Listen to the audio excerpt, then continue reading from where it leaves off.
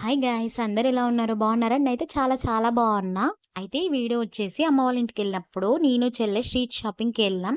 అప్పుడు తీసిన video upload చేయడానికి ఇంత టైం అయితే పట్టింది. సో, మిస్ చేయకుండా, స్కిప్ చేయకుండా మొత్తం చూసేయండి. మన ఆడవాళ్ళకి బడ్జెట్‌లో స్ట్రీట్ షాపింగే బెస్ట్ అని నేనైతే రికమెండ్ చేస్తా. మేమైతే ఎప్పుడు వెళ్ళినా కూడా స్ట్రీట్ షాపింగ్ అయితే కంపల్సరీ. తీసుకోకపోయినా ఆ నేత్రానందం అనేది చాలా హ్యాపీ ఇస్తది. మీకు కూడా అంతేనా మరి?